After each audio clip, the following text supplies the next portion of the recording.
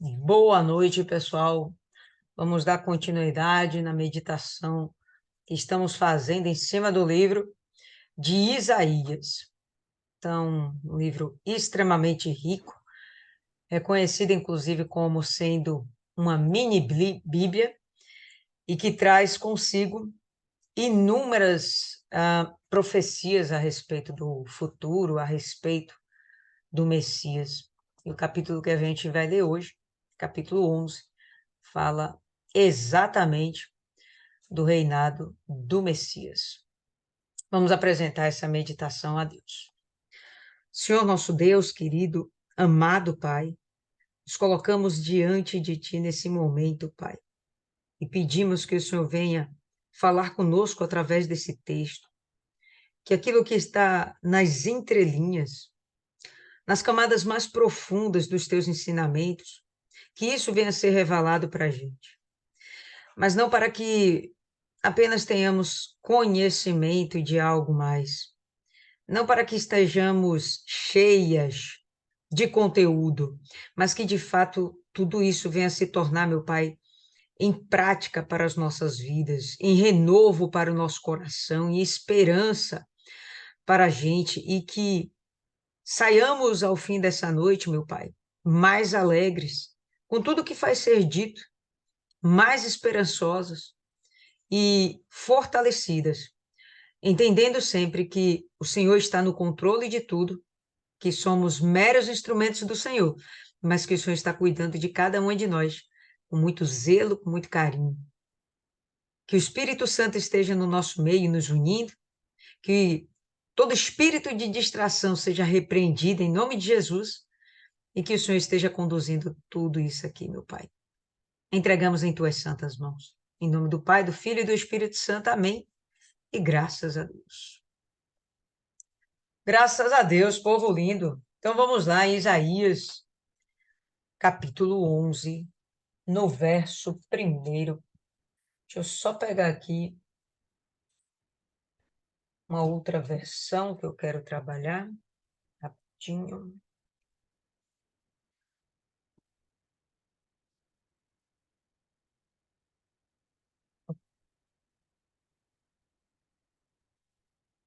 Do tronco de Jessé brotará um rebento, ou um renovo, ou um broto, como possa estar na sua versão. E das suas raízes um renovo frutificará. Bom, primeira coisa que a gente vai observar nisso aqui é uma continuidade do que está sendo dito antes, no final do capítulo 10, e o que vai sendo dito agora. Nessa versão que eu estou lendo, não existe, aparentemente, uma conexão, uma continuidade do texto, mas é muito provável que na sua versão, antes do que eu li, existe uma partículazinha escrito assim: e acontecerá, e sairá do ramo um novo rebento. Então, o que a gente vai ver aqui é o seguinte: Isaías termina, capítulo 10, dizendo que a Assíria vai ser destruída. Como é que Isaías retrata isso? Com o Líbano sendo destruído, cortado. E aí ele continua falando de algo também que foi cortado. O quê? A árvore de Davi, que aqui nem é chamada como árvore de Davi, é chamada como raiz de Jessé. Então ele vai lá e mostra que houve não só um juízo sobre a Síria, ele continua falando que também houve um juízo sobre Israel.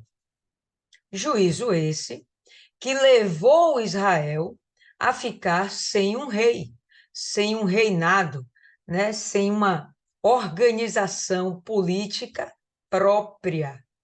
Pelo contrário, eles foram destruídos. E enquanto eles são destruídos, eles estão destruídos, enquanto eles não têm um rei sobre si, uma coroa sobre si, eles acabam sendo dominados por outros povos. É uma história que nós já sabemos. Mas vamos voltar aqui ao texto e a gente vai ver: do tronco de Jessé brotará um rebento. E quando a gente imagina um tronco, aqui na outra versão está assim, que brotará um rebento, brotará um renovo das suas raízes. Na outra versão, das suas raízes, um renovo frutificará. Aquilo que um dia foi morto, concorda comigo? A árvore foi cortada? Morreu. Morreu. Ficaram as raízes. Foi destruído por completo? Não, ficaram as raízes. Houve um remanescente, né? A gente vê que ao longo de todo o livro de Isaías até aqui, Deus tem o cuidado de fazer permanecer para si um remanescente. Algumas pessoas que estarão sendo fiéis a Deus, que buscarão a Deus, que o adorarão, que reconhecerão Ele como a única divindade necessária, como Pai, como protetor, enfim. Sempre há um remanescente. Então, o tronco foi cortado, a nação foi destruída, mas há um remanescente. Desse remanescente, que aqui está simbolizado pelas raízes de uma linhagem davídica, mas que a gente não vai ver o nome de Davi. A gente vai ver aqui o nome de Jessé. Quem foi Jessé? Pai de Davi. A gente vai ver aqui a linhagem vindo de Jessé, onde esse broto, esse renovo, vai vingar e vai frutificar. Quando a gente pensa num tronco cortado, a gente imagina uma árvore madura, grossa, grande, né? A primeira coisa que a gente pensa. A gente não pensa numa árvorezinha de galho fino, a gente não pensa no arbusto. A gente pensa num tronco realmente grande, algo que era forte e poderoso, mas que foi cortado. E dele brota um renovo. Vamos concordar que o renovo, o broto, nunca é da mesma forma, é algo menor e mais frágil, pelo menos com uma aparência de mais frágil. Porém, olha como ele fala no final do verso: um renovo frutificará. Isso aqui é que é mais interessante desse versículo. Ele não só vai brotar, não só vai se proliferar, mas olha, esse renovo aqui, ele vai frutificar. Ele vai realmente dar fruto. Ele vai deixar semente. Ele vai deixar uma história. Ele vai deixar um legado. Ele não vai ser cortado. Olha que bacana.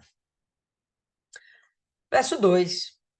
Repousará sobre ele o Espírito, e na sua versão aí, esse Espírito está com letra maiúscula, apontando para o Espírito Santo. O Espírito do Senhor. O Espírito de Deus. O Espírito de Deus vai se apoderar desse renovo e vai dar capacidades, qualidades para que esse renovo cumpra a sua missão, com a excelência que ele deve cumprir. Então, de cara, pessoal, quando a gente vê aqui esse renovo vindo de uma linhagem de Davi, ainda que o termo aqui esteja Jessé, então a gente imagina que vai ser um líder, um rei, um governante, e logicamente tudo isso aponta para Jesus, o Messias. E esse Messias, ele vai receber o Espírito de Deus e ele vai desenvolver essas qualidades no Messias. Olha só. Repousará sobre ele o Espírito do Senhor, o Espírito de sabedoria, de inteligência, o Espírito de conselho e de fortaleza, o espírito de conhecimento e de temor do Senhor. Então, na sua versão, pode estar escrito espírito com letra maiúscula em todas essas vezes que está escrito espírito. Tá? E fica parecendo que existem 7 espíritos específicos, um espírito para cada um desses itens. O espírito do Senhor, o espírito do temor, o espírito de sabedoria, o espírito do conhecimento. Mas, em outra versão, a gente vai perceber que o espírito do Senhor, com letra maiúscula, é o primeiro item, e que o resto é espírito com letra minúscula, dando a entender que são, de fato, qualidades. Bom, estamos hoje vivendo o propósito da troca de espírito, ok? E qual é essa troca de espírito? É tirar da gente o que temos, o que nós somos, o nosso espírito, né? A nossa disposição, tirar da gente isso e colocar um novo espírito, com uma outra disposição, com um outro entendimento, né? Com um outro querer. E, obviamente, a intenção dessa troca de espírito é te tornar melhor. Ninguém vai trocar espírito para ficar pior, pelo menos ninguém vai desejar isso. O que a gente vai querer ser melhor. Esse espírito aqui, pessoal, o espírito do Senhor, já é o Espírito Santo, já é um espírito de excelência, ele já é perfeito. O que a gente vai perceber aqui, que Jesus vai ter a necessidade desse espírito justamente para poder administrar aqui na Terra todo o governo, todo o legado que vai ser confiado a ele. Quando ele veio, nessa primeira vez, encarnado, a gente sabe que ele vai ser batizado nas águas, ele foi batizado nas águas, e imediatamente pousou sobre ele o Espírito de Deus, e que veio, inclusive, na forma de uma pomba. Porque havia a necessidade de que ele recebesse o Espírito Santo. Não só para que a gente tenha isso como exemplo, um exemplo a seguir, um exemplo a ser buscado, mas porque, de fato, ele precisava. Quando ele veio para a Terra, ele veio como um homem, como eu e você. Um homem de carne, osso, com o próprio espírito dele, a sua personalidade, veio com a sua alma, e aqui está ele, colocado no lugar onde o maligno estava doido para destruí-lo. Porque o maligno sabia que ele era filho de Deus.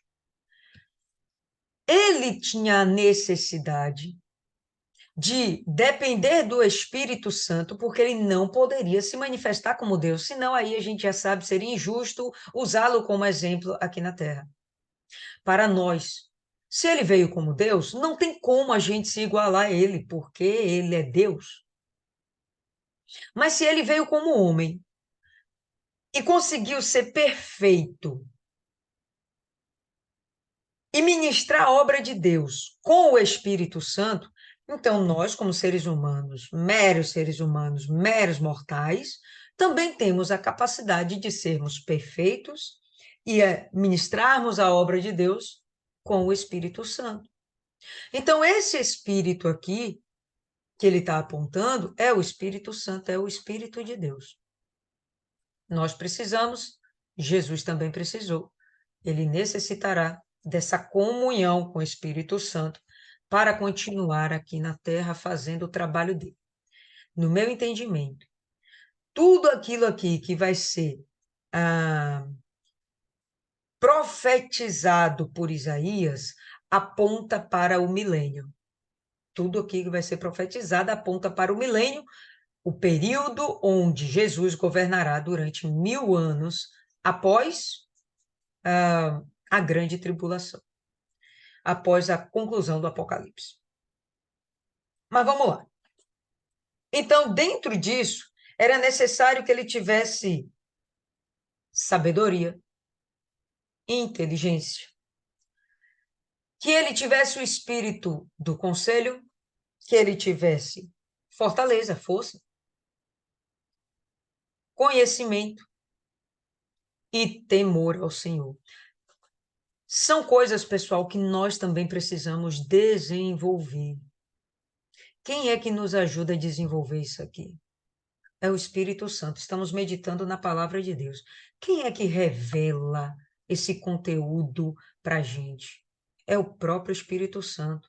Quem é que vai nos dar essa sabedoria, esse entendimento? O Espírito Santo. Quando nós precisarmos de um conselho, de onde vem esse conselho? Ah, da palavra de Deus. Aham. E quem é que traduz essa palavra de Deus para você? O Espírito Santo. Não é a nossa própria sabedoria. Tudo que está escrito aqui é revelação de Deus através do Espírito Santo. Então a gente vai perceber que Jesus vai ter essa necessidade. Tudo isso aqui aponta para que nós tenhamos esse mesmo proceder. Vamos ter essa necessidade também. Quando a gente vier para cá, reinar com Cristo em corpo de glória, vocês acham que a gente vai ter essa conexão com Deus? Como? Da mesma forma como hoje temos, através do Espírito Santo. Como é que vamos ser capazes de continuar obedecendo e servindo a Deus com temor, com sabedoria, com entendimento? Através do Espírito Santo. Vamos ter um corpo de glória. Aham. Mas a nossa comunhão com Deus não vai ser através de um corpo. Vai ser através do Espírito. Isso aí vai permanecer. Pelo menos é o que o texto aponta. Isso vai continuar sendo necessário. Para a gente ter essa ligação com Deus, a revelação do que Deus espera da gente, tem que ter Espírito Santo na parada. Tem que ter o Espírito Santo. Então, dentro do que é esperado para que Jesus cumpra, sem isso aqui ele não consegue desenvolver. Força para permanecer. Vem de onde? O Espírito Santo. Quantas vezes nós não já passamos por inúmeras situações e que a gente se viu cansado e aí a gente pede direção a Deus. O Espírito Santo vem, dá uma palavra, o Espírito Santo dá um ânimo, nossa força é renovada. Tudo isso aqui vem através do Espírito Santo. Se a gente luta nessa vida sozinho, uma hora a gente acaba cansando. A gente vai levar por algum tempo, mas vai chegar um momento que a gente não vai suportar. Por quê? Porque é carne. Essa carne aqui necessita de descanso, de repouso, de férias, tudo porque a nossa carne é temporal. A nossa carne não é, ela por si só, ela não consegue subsistir como uma máquina, como um robô. Não é assim.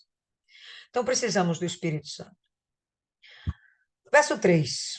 Ele se deleitará no temor do Senhor.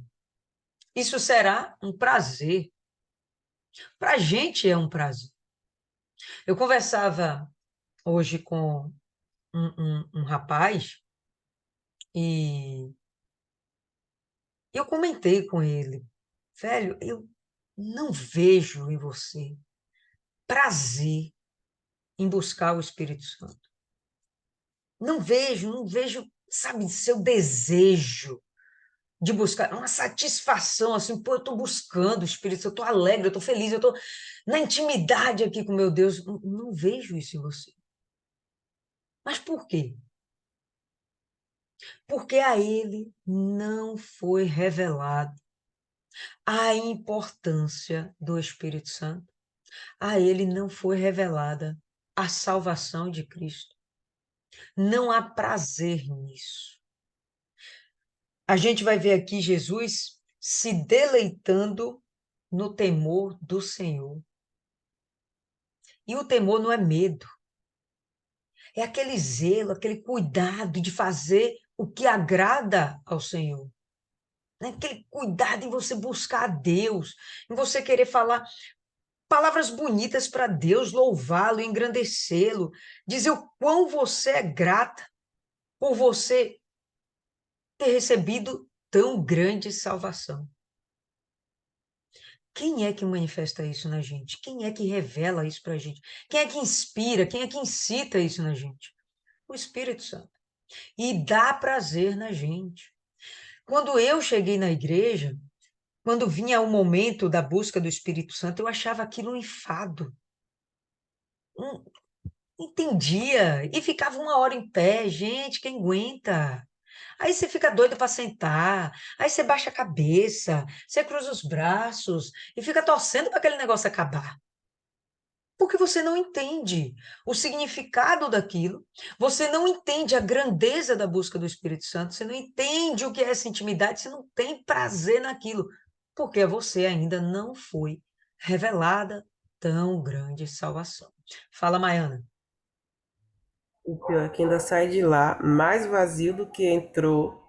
E o pior, com a consciência mais pesada ainda, porque você sabe que você está se condenando. É, se tivesse a consciência também, né? Porque tem hora que nem essa revelação foi dada. Eu tinha, meu Deus do céu, eu ia e imaginava, e quando saía, saía triste. Eu saía pior, eu ia para a igreja bem. Depois da busca eu voltava mal. Falei, Deus, tem alguma coisa errada comigo.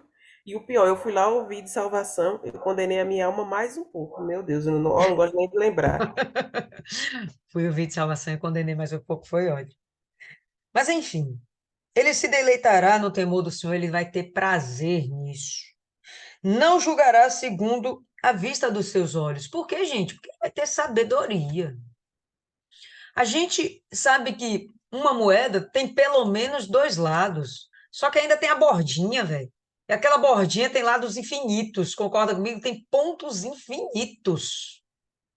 Infinitos. Então, quando eu julgar algo, julgar alguém, nem sempre eu vou estar vendo todos os lados. Mas, quando a gente tem o Espírito Santo, teremos uma qualidade tal que seremos capazes de julgar, não pelo que estamos vendo, mas porque a gente vai ter uma amplitude do que está acontecendo. Pode falar, Maiana. Nesse caso aqui entra o que ele falou em João 8, versículo 15 e 16, que ele fala que a gente julga segundo a carne, e ele não, porque o julgamento dele não vem só dele, vem do Espírito Santo, não é isso? Não sei, vamos abrir o texto. Você falou aí João 8. 8, versículo 15. Então não é 8 não. 8 só vai até. Não, tem 8, perdoe, perdoe. 15. Julgais vós segundo os padrões humanos, eu a ninguém julgo. Se, porém, na verdade julgo, as minhas decisões são certas, porque não estou sozinho. O Espírito Santo sinaliza, dá a direção, dá o norte, dá a amplitude de entendimento. É necessário. Não tem como a gente ser um bom governante, legislador, líder, enfim, dê lá o nome que você quiser. Não vai ter como haver um bom rei se ele não tiver o Espírito Santo, um bom governante se ele não tiver o Espírito Santo, um bom líder sem o Espírito Santo. Difícil, complicado. Vai haver injustiça, vai haver sempre uma parcialidade. Por quê? Porque a gente só vai ter visão de um dos lados. E se tiver 10 lados, você ainda que você tenha visão de 4 lados, está faltando alguma coisa, está dando para entender? A gente nunca vai ter uma visão completa de tudo. Mas com o Espírito Santo, a gente sim vai ter um entendimento de tudo. Nos capacita para isso. O Espírito Santo nos capacita para isso. Aí a gente voltando para Isaías. Não julgará segundo a vista dos seus olhos, nem repreenderá segundo o ouvido dos seus ouvidos, mas julgará com justiça os pobres e repreenderá com equidade os mansos da terra. Lembrou aquela passagem? O pai só repreende a quem ama. Isso aqui não é uma coisa ruim. A repreensão não é uma coisa ruim. Esse zelo, é cuidado, não é uma coisa ruim. Pelo contrário, é muito bom. Para quê? Para que você permaneça. Quando Jesus vier cumprindo essa missão dele aqui na Terra, ele vai ter esse cuidado com as pessoas para que todas permaneçam. Esse juízo de equidade vai ser de uma tal forma que Não quer dizer que ele vai passar a mão pela cabeça. Quer dizer que ele vai julgar com justiça. Então, eu errei. Acabou, eu errei. Não tenho o que fazer, eu errei. Então, eu sou digna de punição. Vou ter que pagar um preço. Vai existir uma sentença. Eu errei. Não, não vou passar impune por isso. Mas eu terei a consciência de que eu errei. E a justiça vai ser aplicada, o juízo vai ser aplicado de uma forma tal onde de verdade haja justiça. Não vai ser algo que seja mais pesado, não será algo que seja mais leve, mas será algo com justiça, na medida certa, para que eu aprenda e não mais repita aquele erro. Percebam que em tudo isso a gente está vendo o zelo do Senhor, porque esse Messias está sendo enviado por Deus com o Espírito de Deus para cuidar do povo de Deus. É cuidado, gente, é sempre o zelo. Julgará com justiça os pobres. Eu achei isso aqui muito interessante, porque normalmente os pobres são os mais desfavorecidos. Por exemplo, o magnata é injusto, o político é injusto, os poderosos são injustos, mas eles têm dinheiro para comprar a justiça para eles. Pobre não tem. Pobre vai ser julgado segundo a injustiça dos poderosos. Então ele chega aqui e fala: oh, não vai ser assim. O pobre vai ter direito a ser dignamente tratado. E outra coisa que eu achei interessante, não sei vocês, não entendi isso aqui muito bem, mas se a gente vai estar vivendo o reino do milênio, por que haverá ainda pobres? Alguém parou para pensar a respeito? Em princípio, se há justiça, não vai haver pobreza, né? Vamos para frente para a gente não estacar por aqui. Julgará com justiça os pobres, repreenderá com equidade, né? Com igualdade os mansos da terra, aqueles que vão se permitir ser cuidados. Tem gente que não vai se permitir, mas quem se permitir ser cuidado será tratado de fato com justiça. Fala, Dona Maria.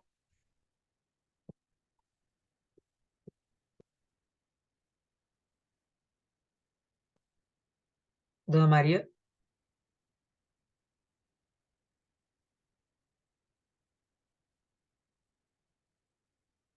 Bom, vamos seguir aqui. Quando Dona Maria resolver lá, a gente abre espaço para ela. Ferirá a terra. Opa, Desculpe, abriu? Vá, pode falar, Dona Maria. desculpe. É que ser pobre aí não é a questão de ser miserável, que a gente confunde as coisas. Ser pobre é a questão do cara que não acumula riquezas, certo?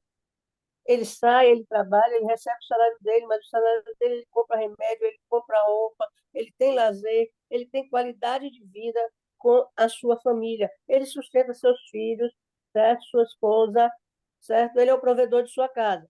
Isso é ser pobre. Ser rico, certo?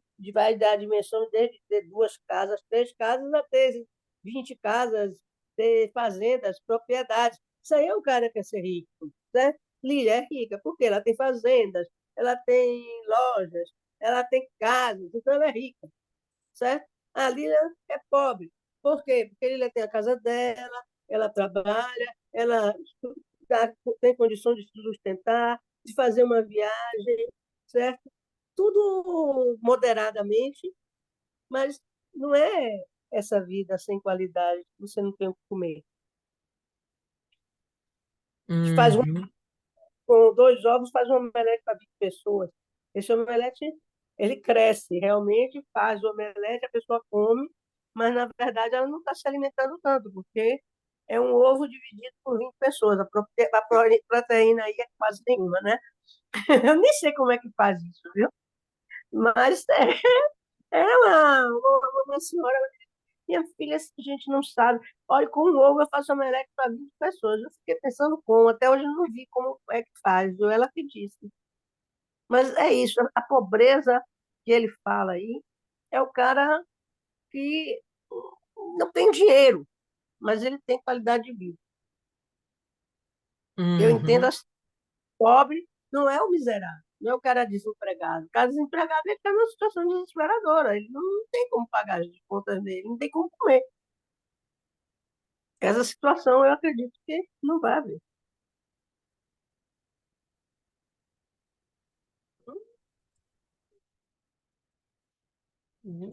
Passa para frente. Vamos lá. Ferirá a terra com a vara da sua boca, e com o sopro dos seus lábios matará o ímpio. Então,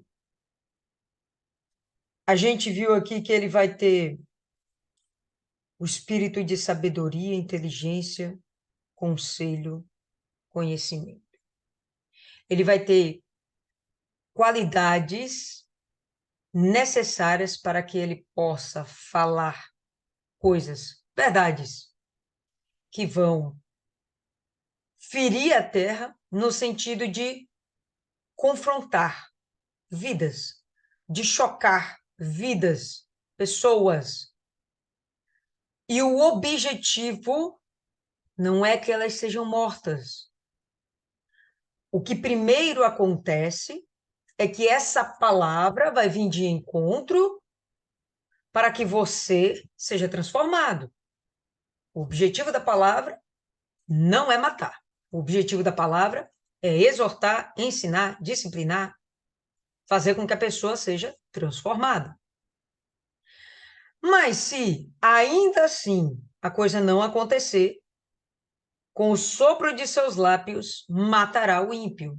Então a palavra vai ser para toda a terra, mas o que sofrerá punição foi aquele que não aceitou a palavra, o ímpio, aquele que não quis se converter. Vamos aqui. Verso 5. A justiça será o cinto dos seus lombos, e a verdade o cinto dos seus rins. O que interessa esse cinto nos lombos, nos rins? É uma veste, né? O cinto é uma veste, e é algo que vai ficar lá sustentando a veste. Traduzindo, isso aqui vai ser necessário para que ele mantenha o seu reinado com equidade, com justiça, com fidelidade para cumprir tudo aquilo que lhe foi ordenado. Vamos lembrar, pessoal, que o Senhor Jesus é o servo do Senhor, o servo de Deus. Sim, sem sombra de dúvida, Isis. Remete às roupas dos sacerdotes, exatamente, tá? Então, para as roupas estarem ali no lugar certinho, o arremate final, o cinto. É necessário justiça e verdade para que o trabalho dele seja cumprido com excelência, com fidelidade, com a destreza que ele tem que exercer. A missão que ele está recebendo é extremamente grande. O que está vindo às mãos dele é extremamente grande. Eu conversava hoje também com os novos evangelistas, falando: olha, pessoal, não tem missão maior, não tem, do que você cuidar de almas. Não tem missão maior. Não, mas eu sou gerente da empresa, eu sou presidente da empresa, não fui eu que fundei a empresa, sou presidente da nação. Não tem missão maior do que você cuidar de almas. O que que Jesus vai estar fazendo aqui? Cuidando de almas. Hoje a gente tem presidente que cuida dos seus interesses pessoais. porque eles não trabalham com justiça, com equidade, né? Eles nem sabem, nem entendem o que é isso. Não faz parte do vocabulário deles, não faz parte do conhecimento, do rol de conhecimento deles, não faz parte, né? Não tem como eles exercerem um bom governo, mas para exercer um bom governo, isso aqui é necessário, é necessário. Fala, Maiana.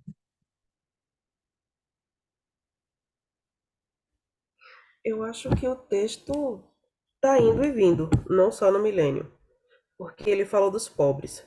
Se Jesus vai voltar, a gente vê aí mais para frente que todo mundo vai viver em paz e em harmonia.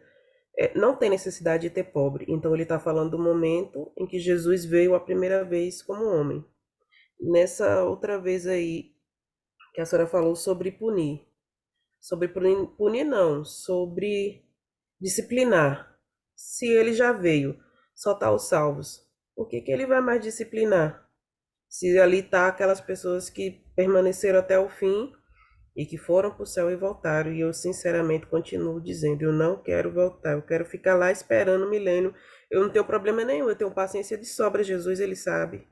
Uma pessoa que esperou uma galinha botar o ovo para almoçar, espera 1000 anos lá no céu, ó, sem problema nenhum.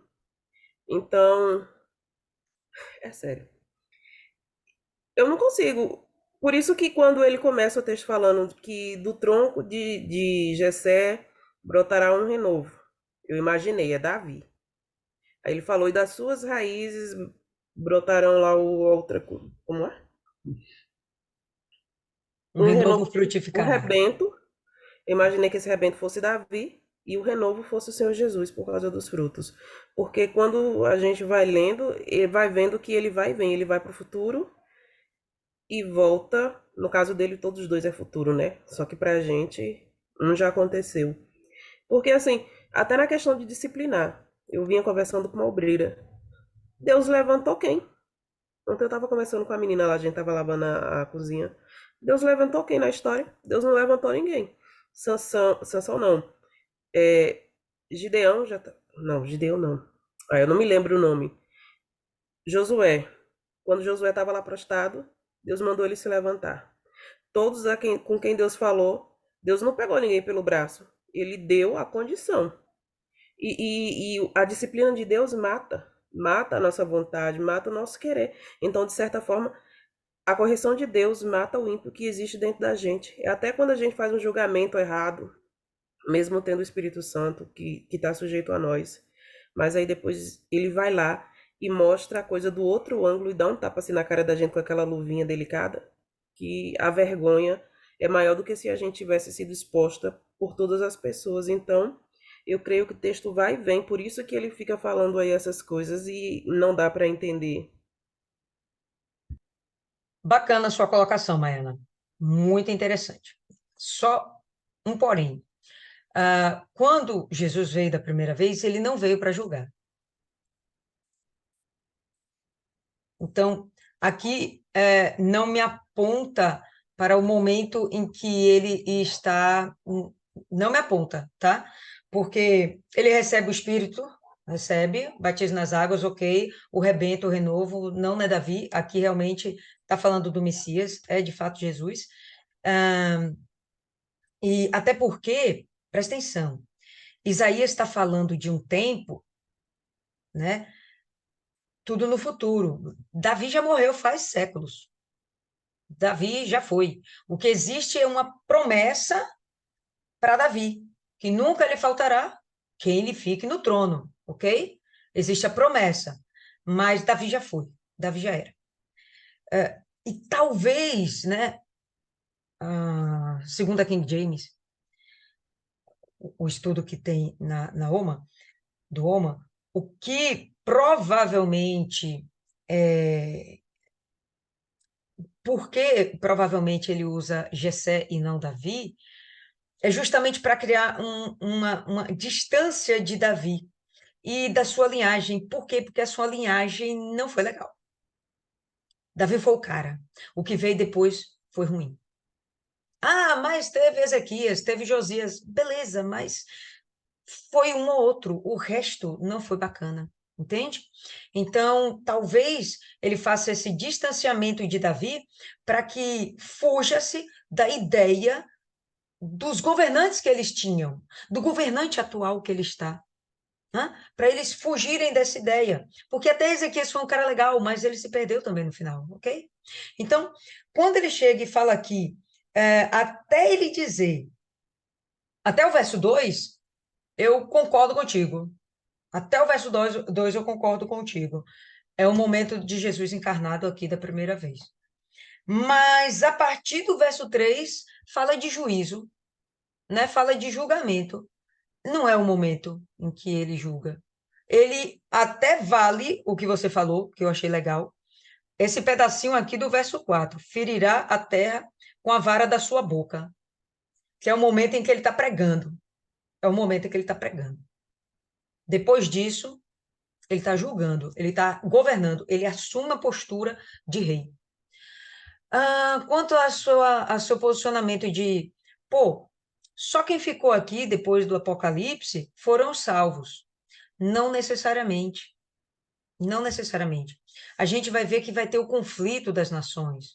Quando Israel está pertinho de ser destruído, vem o socorro.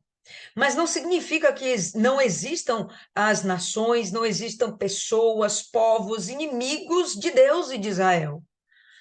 Vai existir pessoas que Jesus vai vir reinar e ensinar. Olha, tu vai ter que se converter. Ah, não quero. Ok, então tu vai morrer. Né? Então não vai ser o milênio, vai ter justiça. Por causa da justiça é que vai virar uma coisa de paz, uma coisa linda, maravilhosa, que é o que a gente vai ler aqui. É lindo. Isso aqui eu leio, assim, dá um regozijo na alma, uma agonia para que esse tempo chegue logo. E eu gostaria muito de estar aqui na Terra para vivenciar isso. Eu quero viver isso, em nome de Jesus, eu quero viver isso. Mas é isso que a Ah, senhora falou, só que eu juntei tudo, entendeu? sim, senhora. Tudo bem.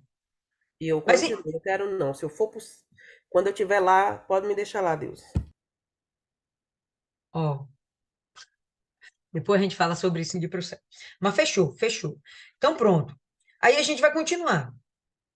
A justiça, a verdade. Então, de fato, pensando até pela essa linha de raciocínio que eu estou falando, sim, haverão pobres. Porque essas nações ainda não estarão vivendo os dias de paz que está vindo depois. Né? O milênio são 1000 anos. E o começo do reinado dele não vai ser 1000 maravilhas. Não vai ser. Não vai ser. Vai ser o começo das 1000 maravilhas, mas não vai chegar já e ser 1000 maravilhas. Então, agora até eu entendo o porquê dos pobres. Verso 6. Morará o lobo com o cordeiro, o leopardo com o cabrito. Vamos combinar que o cordeiro é presa natural do lobo, assim como o cabrito é presa natural do leopardo. E o negócio vai ser tão bom, tão bom, tão bom, que esses bichos, esses animais, e para mim isso aqui não são só animais, mas vamos primeiro vê-los como animais. Esses animais, eles vão conviver em paz com aquilo que era sua presa, com aquilo que era seu alimento, ou talvez seu inimigo. Morará o lobo com o cordeiro, e não só ele deixará de perseguir o cordeiro, ele ainda vai morar junto, né? Vão virar parceiros, né? Amigo de décadas. O leopardo com o cabrito se deitará. O bezerro, o filho do leão e o animal cevado viverão juntos, e um menino pequeno, uma criança, os guiará. A vaca e a ursa pastarão juntas. O urso não pasta, tá? O urso é um animal carnívoro, predador. Seus filhos juntos se deitarão, e o leão comerá palha como o boi. Isso aqui vai ficar uma bênção, gente, né? E todo mundo vegetariano. Deu para entender aí? Todo mundo vegetariano, né? Ó a vibe. Como é que a gente vai comer aquela picanha agora? Como é isso? Vamos para frente. Vamos para frente que isso aqui... Vai voltar Não, pro tempo de Noé, né? Porque na época de Noé o pessoal era vegetariano. Porque ninguém falava lá de comer carne. Depois que começou isso. pare, velho, que já tinha caçador, caçava para quê? Para comer um bom Aquele monte de churrasco. bicho solto lá. Para comer um bom churrasco, irmão. Tinha que comer churrasquinho. Oxi. Se só tinha dois Aí, de cada espécie, como é que você ia comer não, churrasco? dentro da arca não, dentro da É arca isso que eu tô vegetariano. falando. Sim, sim, sim, sim, sim, sim. Dentro da arca vegetariano, concordo. Fala, Isis. Isis?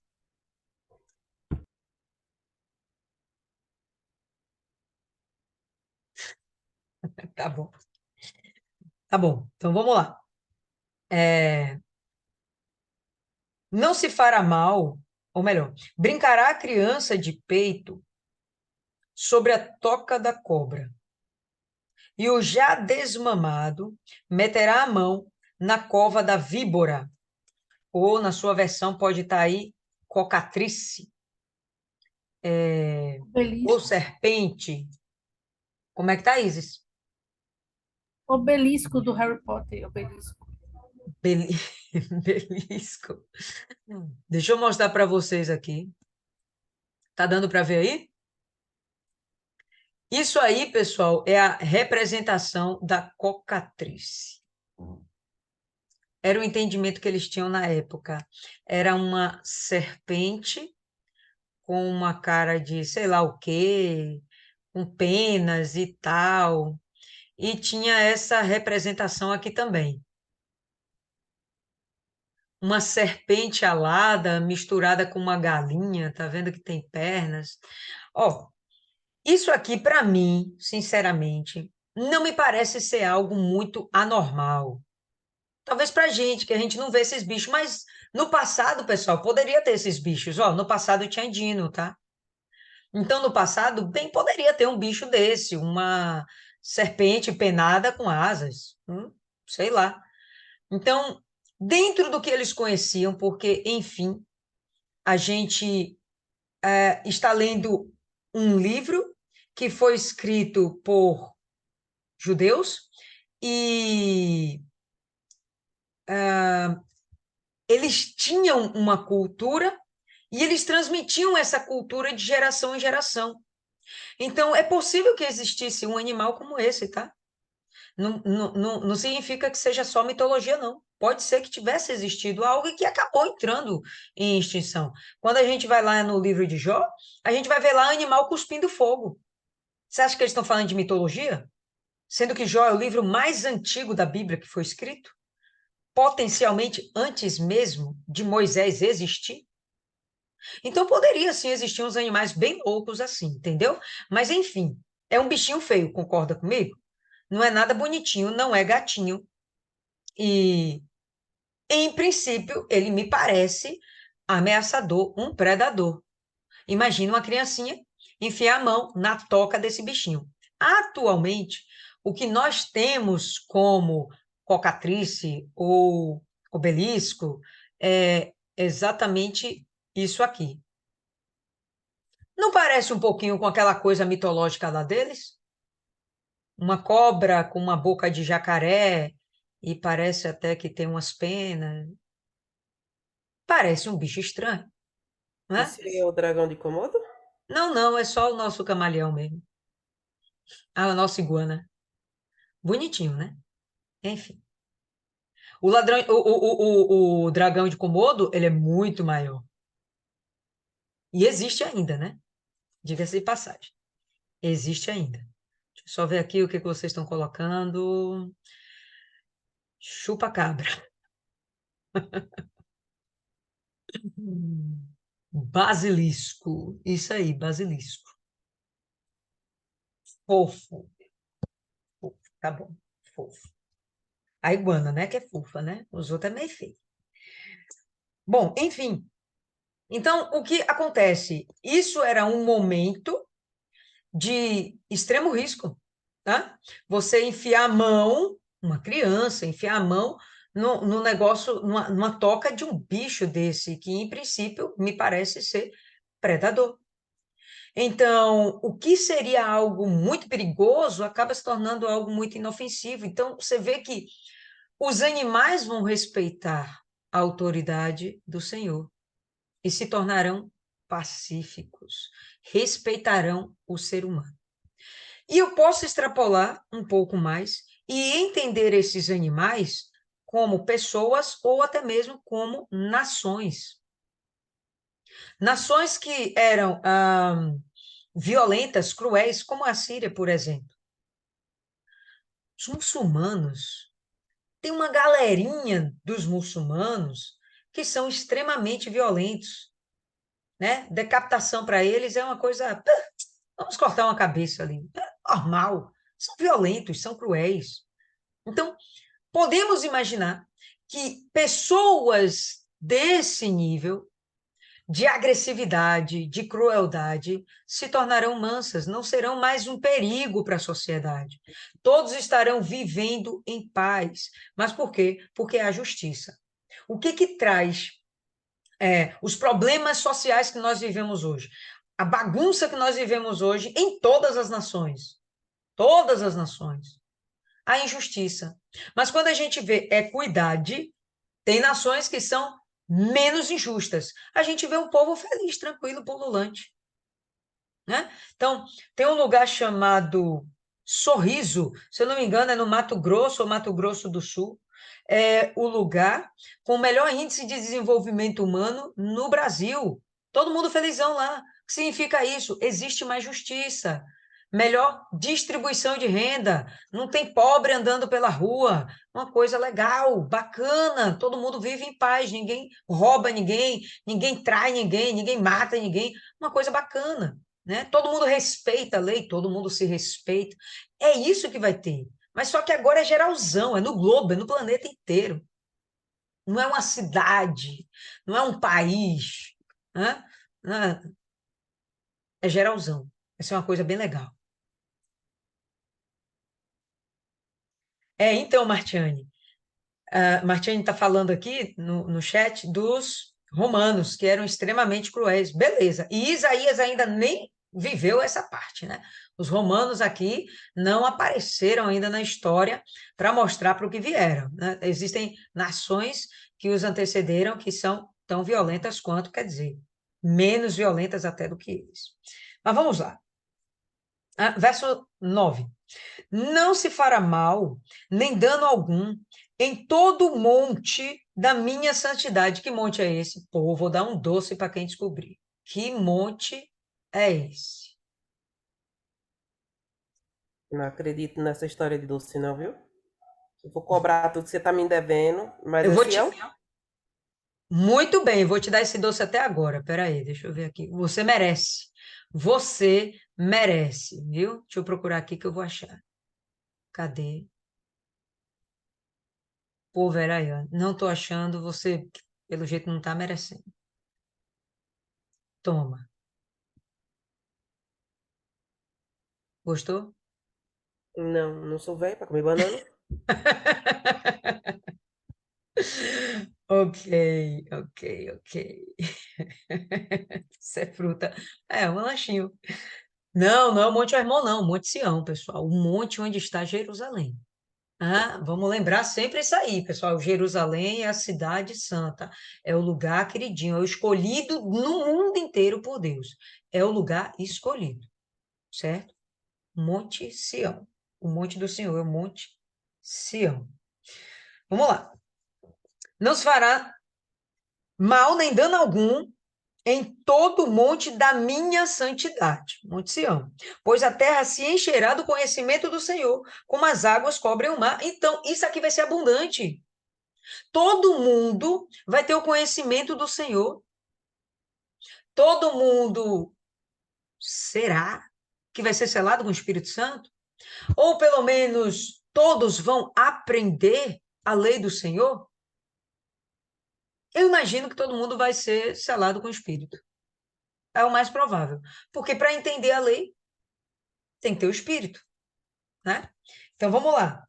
Vai ser realmente um momento muito especial, porque todos vão estar sujeitos, submetidos a uma só autoridade. Não vai ter questionamento a essa autoridade. Não concordo, não existe. A lei vai ser tão justa que, sim, sim, eu concordo, é isso mesmo. Vamos para cima, vamos obedecer. Não, eu fiz errado, me puna. Não, eu estou certo, julga ali a minha causa. Vai ser assim, justiça, justiça. Naquele dia, as nações perguntarão pela raiz de Jessé, posta por estandarte dos povos, e o lugar do seu repouso será glorioso. O que a gente entende por isso aqui? Quando a gente pensa no estandarte, numa bandeira, a gente vai ter uma ideia de nação, uma ideia de grupo, de conjunto, alguém que está sujeito às mesmas leis, alguém que está sujeito. Peraí, pessoal. Alguém que está sujeito às mesmas ordenanças, alguém que está sujeito a uma mesma liderança. Estamos aqui sobre a bandeira do Brasil. Nos reconhecemos como brasileiros. Existe uma só língua. O povo é único, por mais que existam diferenças, aonde quer que a gente vá, epa, eu sou brasileiro. Existe uma identidade. Então, quando ele fala isso aqui, aponta para que existirá uma nação, uma identidade ao redor do Senhor Jesus, apontando todo mundo buscando esse Senhor Jesus. Ou naquele dia, as nações perguntarão pela raiz de Jessé. Quem é essa raiz de Jessé? O verso 1. É o Messias. Todo mundo vai sair perguntando, não, cadê esse Jesus? Cadê esse Jesus? Cadê o Yeshua? Cadê o Yeshua? Eu quero ouvir, eu quero aprender, eu quero me submeter a ele. Eu quero ter essa paz, eu quero ter isso aí. Todo mundo vai correr até ele. E aí, o conhecimento tomará conta do mundo, dos povos. Aí, pessoal, fica fácil. Fica fácil governar uma nação e a gente realmente observar a paz. Milênio de paz. Naquele dia, o Senhor tornará a estender a sua mão para adquirir outra vez os restantes do seu povo. Então, ele está querendo dizer que vai ter israelita ao redor do mundo. E ele vai em busca desse povo. Vai em busca desse povo. Me aponta para israelitas. Me aponta para israelitas. Me aponta para israelitas. Porque ele continua assim, ó. Naquele dia, o Senhor tornará a estender a sua mão para adquirir outra vez os restantes do seu povo que restarem da Assíria, do Egito, de Patros, da Etiópia, de Elão, de Sinear, de Amate, das ilhas do mar. Não me parece que a gente está falando aqui da igreja. Não me parece que está falando da igreja. A igreja subiu. Agora a igreja desceu e vai ajudar o Senhor Jesus a governar a terra. Vai ajudar o Senhor Jesus, né? Por isso, não adianta, Maiana, você querer ficar no céu. Vai vir, vai ter que vir trabalhar, bonita. Vai ficar ociosa lá no céu dormindo, não. 1000 anos de sono profundo, tá louca? Não, vamos para a guerra. A gente vai botar a mão na massa, a gente vai ensinar as nações. A gente vai ajudar o Senhor. A gente vai continuar a obra de Deus. A gente vai continuar.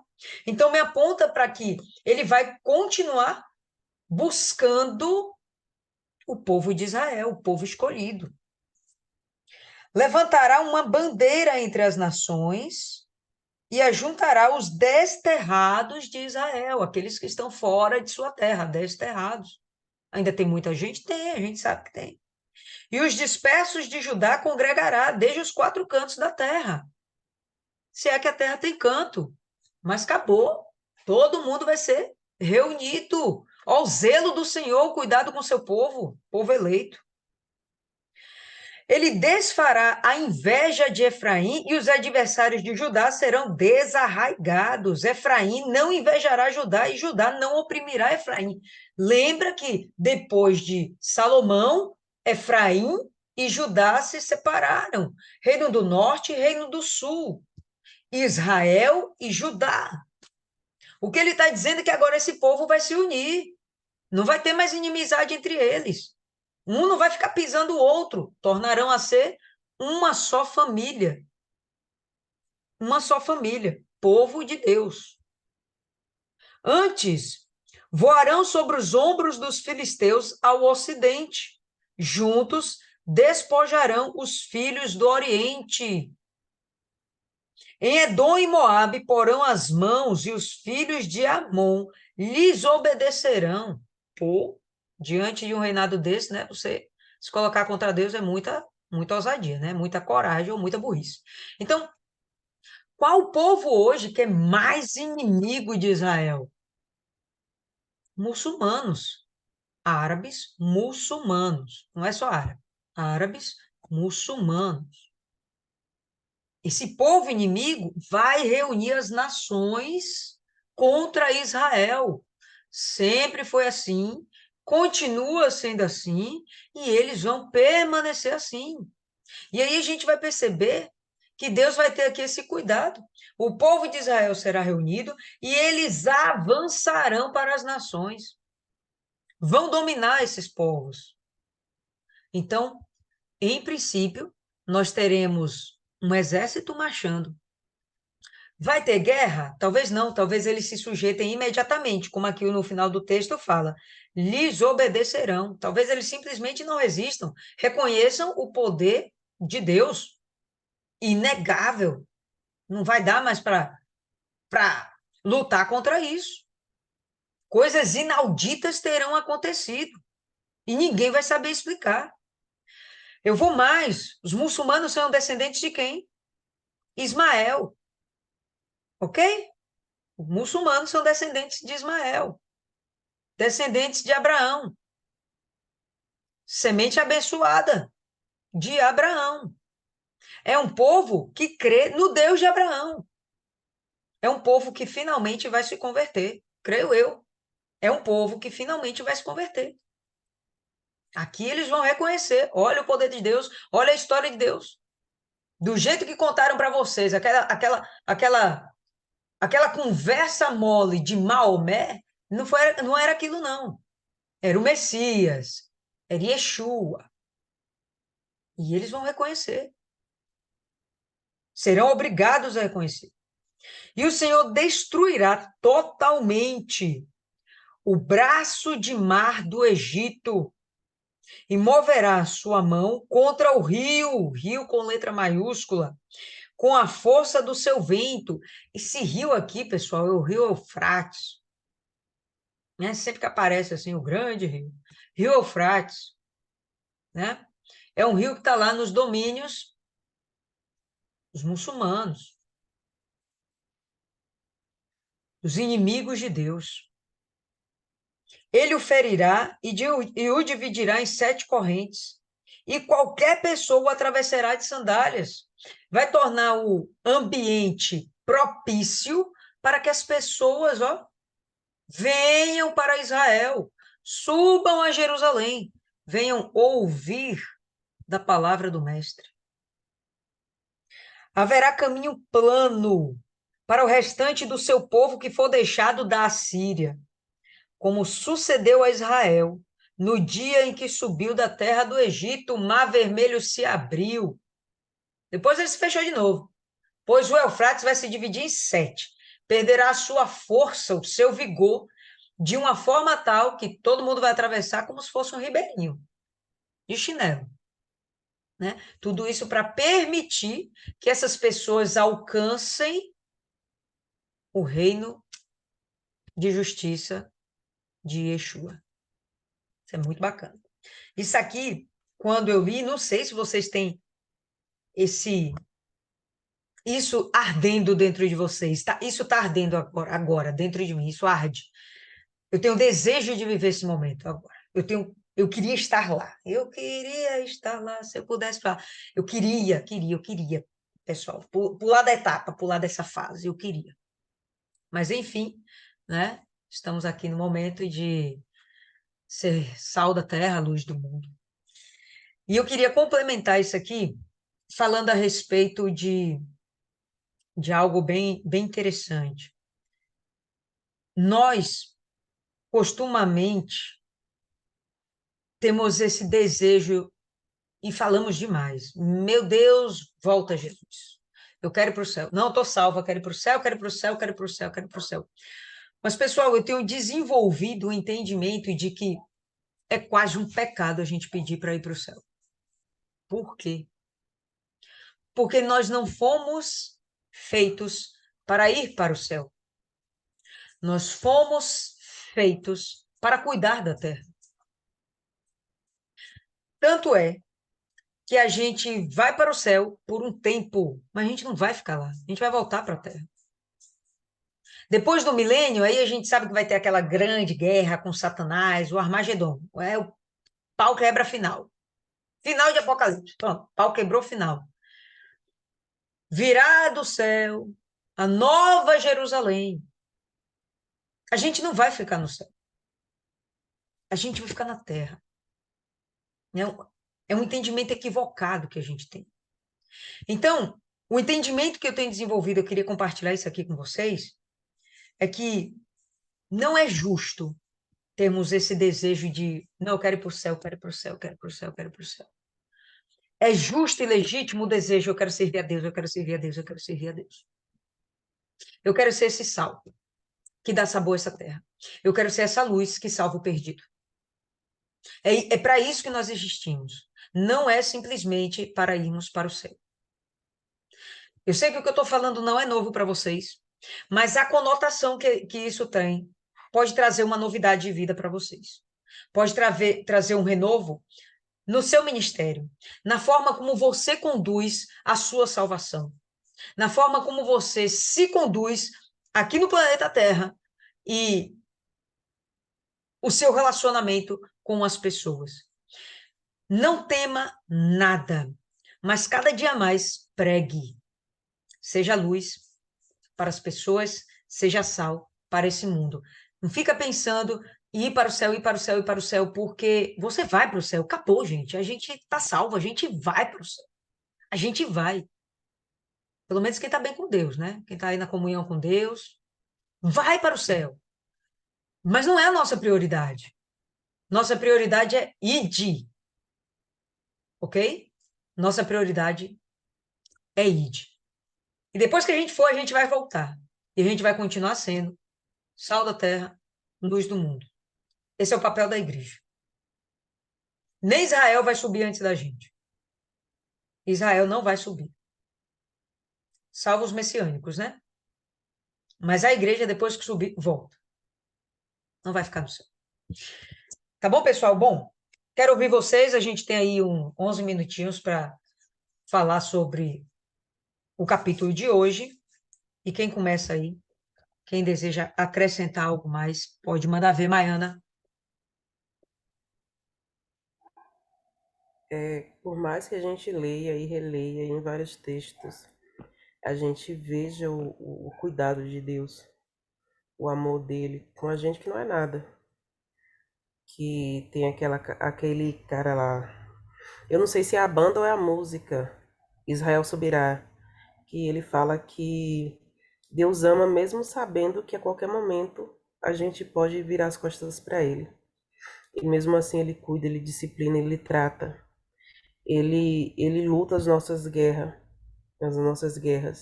Ele faz tudo para que a gente se mantenha bem, para que a gente escolha ficar com ele pelo que ele é, não pelo que ele pode oferecer, porque eu sempre falo para ele, não tô te buscando para ter uma vida melhor, para ter riquezas, não. Eu tô te buscando pelo que o Senhor é, o pai que o Senhor é, o cuidado que o Senhor tem.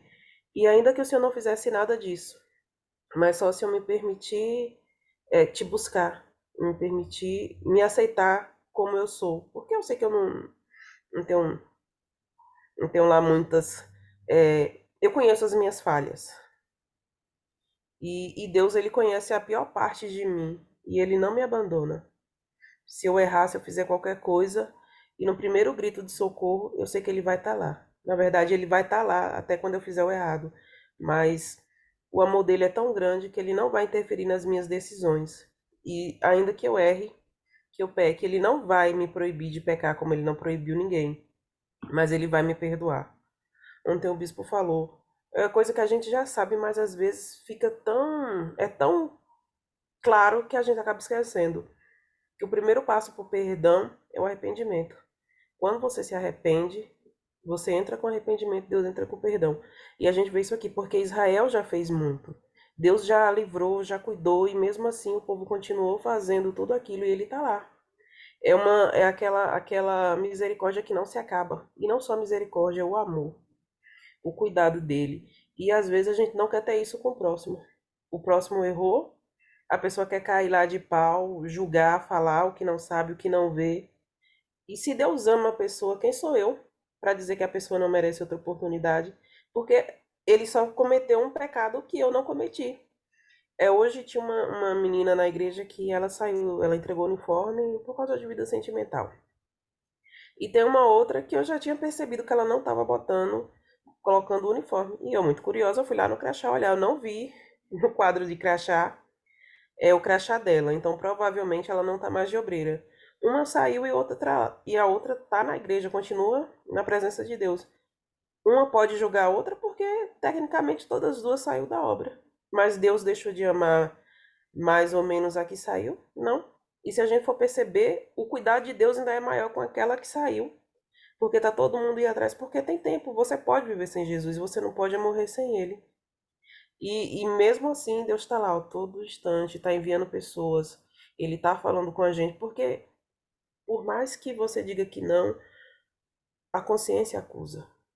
E chega uma hora que acusa mesmo de te constranger e a decisão de dar ouvidos e se voltar para Deus é pessoal. Eu não posso julgar ninguém, mas eu sei que se eu voltar, eu vou ser acusada pelas as 99 ovelhas que estavam lá, vou. Vão me apontar o dedo, vão. Só que o dono do rebanho é o mais importante. E é isso que ele está fazendo. Ele está apacentando o povo dele, ele está cuidando. Agora, o cuidado, a permissão, sou eu que vou dar. Se eu me permito ou não ser cuidado por ele, isso aí ele não vai interferir. É a decisão, é o direito de escolha que ele nos dá, que é o mais importante, assim. Ele poderia nos obrigar, que o povo fala que Deus é isso, que Deus é aquilo, mas Deus não é tirano. Ele, a todo momento, tá lá a decisão de escolha. Ele poderia obrigar todo mundo a servir a ele. Mas não, ele deixa a nosso critério. Perfeito. Martiane? Vocês estão conseguindo me ouvir? Sim, senhora. Certo. O que mais me chamou a atenção aqui nessa meditação foi o versículo 2, né?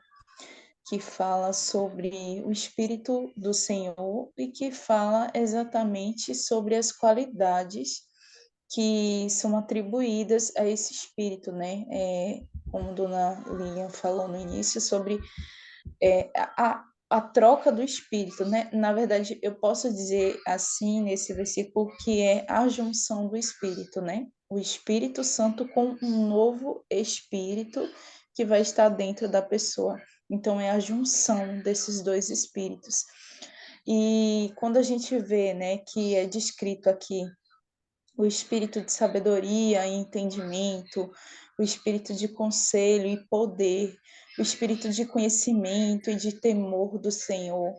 Se a gente for meditar a fundo e passear na Bíblia, a gente vai ver, né, nos evangelhos de Mateus, Marcos, João, Lucas, a gente vai ver que todas essas atribuições, né, o Senhor Jesus ele teve, né?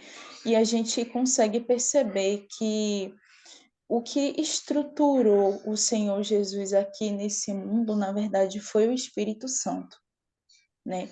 O que deu estrutura para o Senhor Jesus vencer foi o Espírito Santo. E ele até fala, eu não lembro onde está escrito, mas ele fala que no mundo tereis aflições, mas tem de bom ânimo, eu venci. E ele, quando ele fala isso, a gente consegue perceber que ele demonstra, sim, que houve uma dificuldade muito grande de aflição, mas ele mostra também que ele venceu. E todos podem vencer também, né? Eu achei isso muito interessante porque eu vejo isso como um desabafo mesmo do Senhor Jesus para todos nós que nós não o vimos, mas nós decidimos crer, né?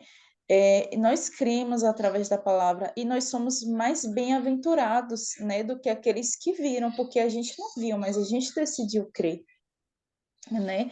E quando o Senhor Jesus ele fala, no mundo tereis aflições, mas tem de bom ânimo, eu venci, ele está dando para a gente qual é o segredo, o que é que fez eu vencer o mundo? Se a gente parar para pensar, o que é que fez eu vencer pessoas que quiseram me apedrejar? O que é que fez eu vencer pessoas que me caluniaram, pessoas que me injustiçaram, que me odiaram sem causa, pessoas que me cuspiram, me bateram, me crucificaram? O que é que fez eu vencer, eu suportar tudo isso, tendo o poder de descer da cruz, ou então com uma única palavra de destruir todo mundo? O que foi que fez eu suportar tudo isso? Na verdade, foi o Espírito Santo, né? E esse é o segredo para a gente vencer as aflições desse mundo, é ter o Espírito Santo. Né? E quando o Espírito Santo ele se une com um novo espírito dentro da gente, não tem como a gente vence. Pode vir a aflição que vier, pode vir a luta que vier, a gente vence porque a gente está bem estruturado, a gente tem a estrutura necessária para suportar tudo que vier pela frente, né? É, a Bíblia também ela fala, tem uma passagem que fala assim que nós não somos tentados além daquilo que nós não podemos suportar, né? E se a gente for parar para pensar, aí já é uma outra questão, né? Já está relacionado às cobiças, né? Mas quem é nascido de Deus, quem tem o Espírito Santo, tem essas cobiças, na verdade, é algo para se pensar, né? A gente tem que parar e separar as coisas, né? Quem é nascido de Deus tem uma nova natureza, né?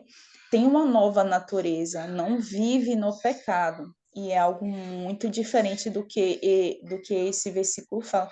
Então, essas tentações humanas, na verdade, eu acredito que fala exatamente para quem ainda não tem o Espírito Santo. Está falando que não vem tentação, senão que a gente não possa suportar, mas está relacionado às cobiças, aquilo que é desejo do coração, né? E algo muito diferente. Mas voltando ao assunto, o versículo 2 ele me chamou muito a atenção com relação a essa importância, né, que o profeta Isaías ele trouxe para a gente, da importância que é ter o Espírito do Senhor repousado sobre nós, né, e essas atribuições, essas qualidades do Espírito Santo, e é isso que eu queria trazer. Muito bacana. Dona Maria, a senhora está com a mãozinha em pé porque esqueceu de baixar ou porque a senhora quer falar? Eu fiquei agora na dúvida. Dona Maria?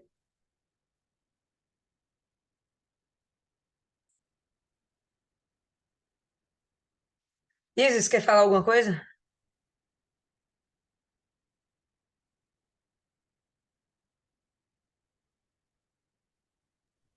Eu acho que não, mas Eu acho que não, mas eu vou falar. Continue.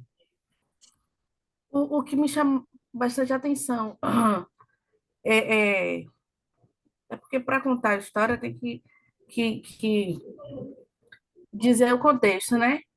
Mas a palavra que a palavra falou comigo é que a gente tem o Espírito Santo e com ele vem os outros espíritos, né? Ou as qualidades que o Espírito Santo nos dá.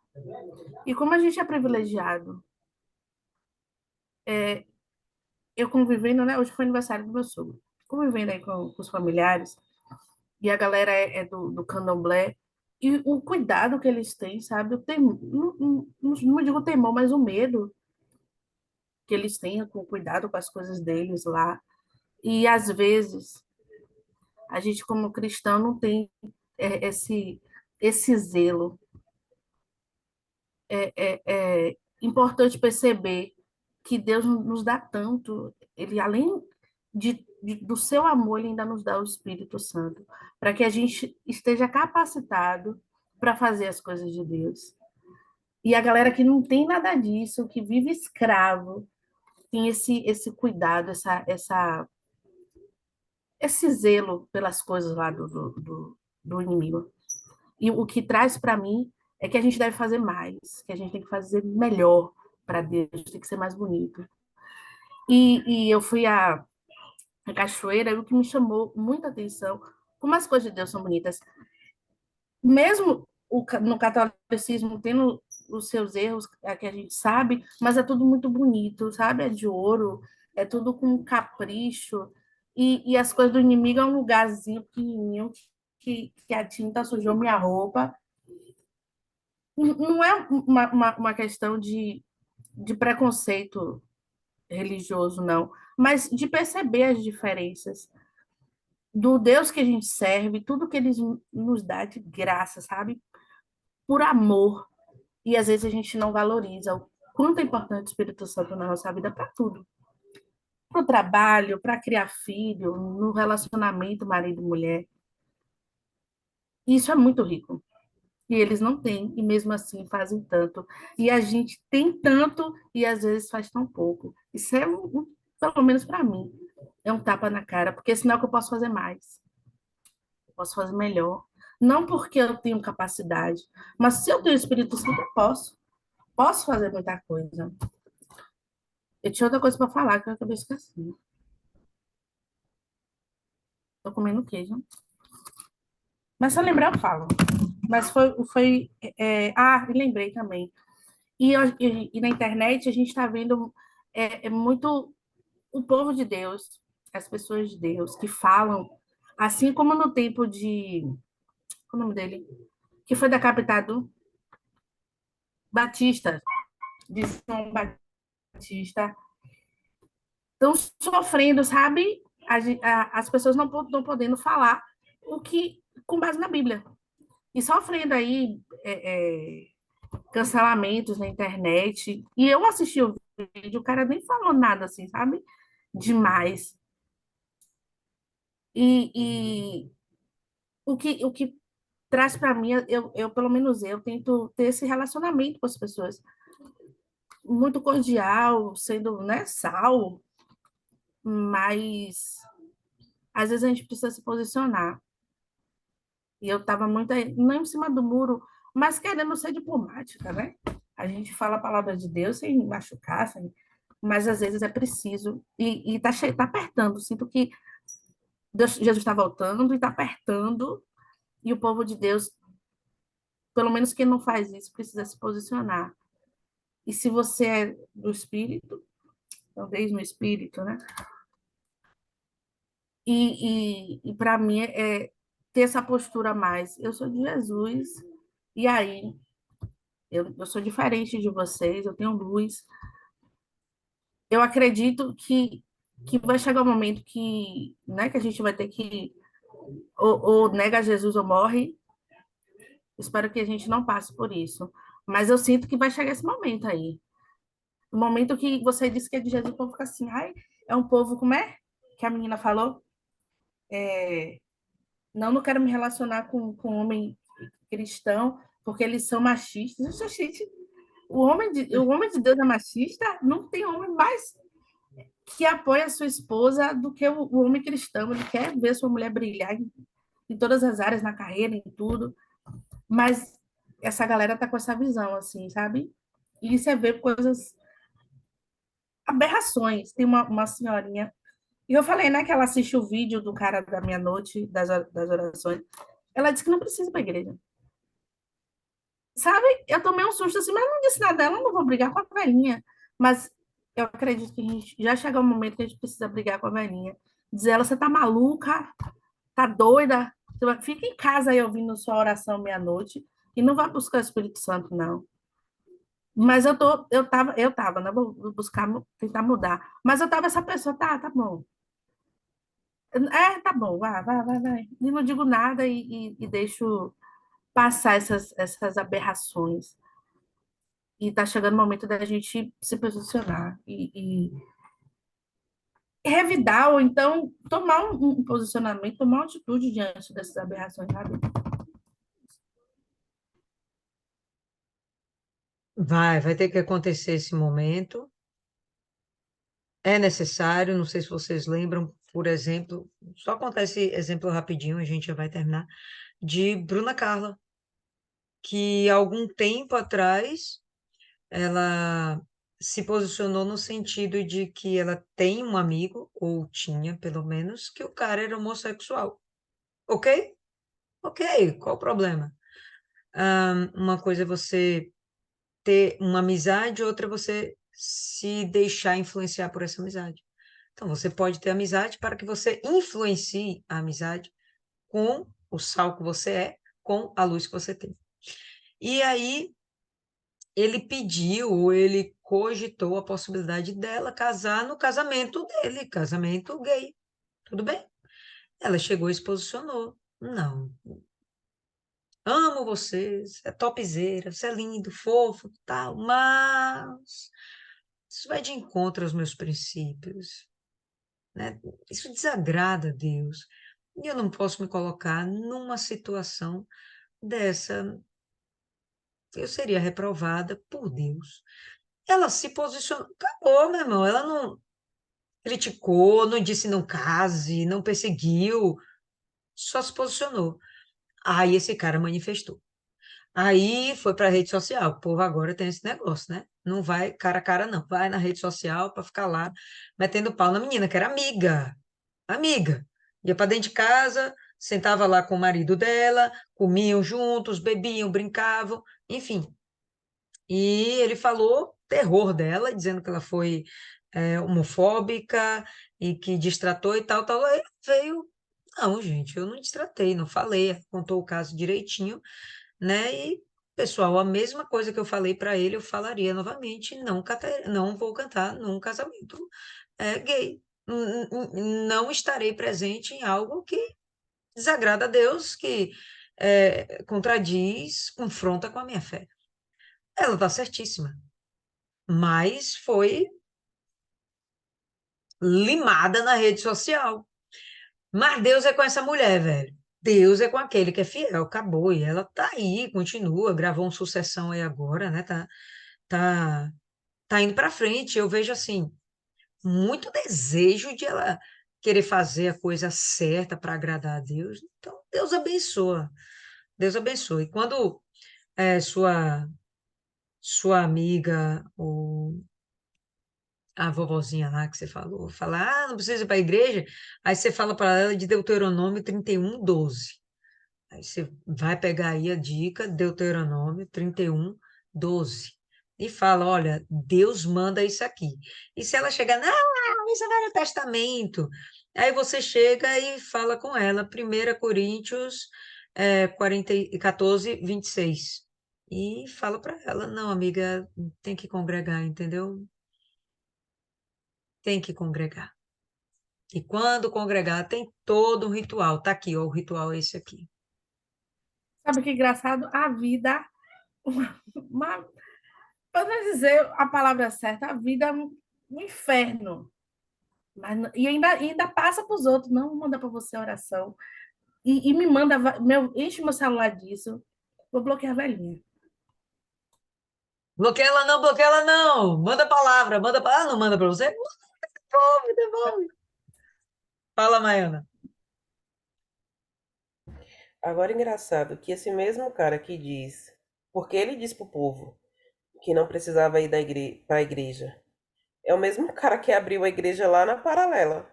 Eu ainda não entendi até hoje que ele dizia para as pessoas que não precisavam ir e construiu uma igreja. Eu falei, gente, ele mesmo está se contradizendo. Perguntas difíceis de responder. Pois bem, pessoal, vamos fazer aí nossa oração final, vamos encerrar por hoje. É, Dona Milene, nunca mais orou? Faz oração aí, Milene. Faço sim, dona Lina. Vamos lá. Senhor, meu Deus e meu Pai, muitíssimo obrigada, Senhor, pelo privilégio de estar retornando, meditando na tua palavra, com as tuas filhas, com as tuas servas, com as tuas amadas. Muito obrigada, Senhor, pela revelação que o Senhor dá a cada uma de nós, o Senhor deu a dona Lília. Sempre me pergunto, eu acho que é muito normal, a gente se perguntar por que recebemos o teu Espírito, não vamos logo para o céu. E hoje, quando a Ana Lília falou isso, a primeira coisa que veio na minha mente foi o que o Senhor nos dá quando nos batiza com o Espírito Santo, que é o desejo de falar do Senhor, de falar do presente da maravilha, que é ter o Senhor dentro de nós, que é ter o teu Espírito dentro de nós. Porque justamente essa é a nossa missão e vai ser a nossa missão eterna. Então, ir para o céu é justamente não cumprir mais essa missão. Então, meu Pai, eu suplico pelas nossas almas, eu suplico pela tua misericórdia, para que a gente venha a ser todos os dias renovados nessa missão, nesse desejo. Porque em todo canto nós estamos cercados de quê, meu Pai? De almas. Na nossa casa, no nosso trabalho, no caminho, onde nós vamos, meu Pai. E o Senhor tem tanta misericórdia que o Senhor usa a nossa vida, o nosso comportamento, a sujeira do nosso passado, os pecados que cometemos, o arrependimento que temos, para que com isso possamos ser capacitados para ganhar aquelas almas que estão naquele erro que já fizemos. O Senhor nos capacita no intelecto, abre o entendimento da tua palavra para que a gente possa saber mais para fazer o que, Senhor? Ganhar outras almas e manter a nossa. Então nos fortalece, meu Pai, cada vez mais, porque o mundo que a gente está vivendo está difícil, está duro, meu Pai. Se o Senhor não nos sustentar, se o Senhor não nos renovar, poderemos estar sucumbindo, esquecendo do privilégio que é essa missão, sem entender que esse sim é o nosso principal objetivo e que tudo mais é consequência, meu Pai. Porque quando temos o Senhor, nós temos o principal, e o que vier é bônus, é lucro. Então não podemos perder jamais a comunhão. Como o Senhor é tão infinito, meu Pai, é tão extraordinário, que possamos todo dia mais crescer, meu Pai, crescer na intimidade, crescer no amor, crescer no arrependimento, crescer no perdão, crescer no que tiver que cada uma de nós crescemos, meu Pai, para que possamos cada vez mais ganhar almas para ti, ser tua testemunha, suas filhas, aonde a gente for, meu Pai. E o que tivermos falhando, o que não tivermos fazendo com perfeição para ti, com a perfeição que agrada o Senhor é a sinceridade no fazer, é o zelo, é o temor. Então, que o Senhor venha nos renovar em cada uma das coisas que nós precisamos, meu Pai. Porque se somos guiados pelo Senhor, se nos rendemos ao Senhor, ao teu Espírito, meu Pai, já ganhamos tudo, Senhor. Desde já eu te agradeço, eu entrego essa semana, tudo que vamos fazer, meu Pai, nas tuas mãos. Guarda a nossa vida, guarda a nossa alma, nos capacita ainda mais na nossa missão. E, como sempre, meu Pai, eu peço pela nossa família, porque é o mais perto de nós. Então, nós precisamos, meu Pai, insistir em sermos suas testemunhas para eles, que é os que mais estão perto da gente. E que as nossas falhas, os nossos erros possa servir também para que a gente venha a melhorar e eles identificarem isso, de como a gente era e como a gente está melhorando. Desde já eu te agradeço, em nome do Pai, do Filho e do Espírito Santo. Amém, graças a Deus. Amém, pessoal. Graças a Deus. Então, por hoje é só. Diante da situação que nós estamos, a caminhada da fé, como a maioria aqui já sabe, nós vamos continuar não tendo as meditações durante a semana, mas vamos nos encontrar no próximo sábado, próximo domingo, próximo sábado, inclusive, Martiane vai estar apresentando. Deus abençoe todas vocês, tenham uma excelente semana e a gente se encontra durante a semana. Tchau, tchau.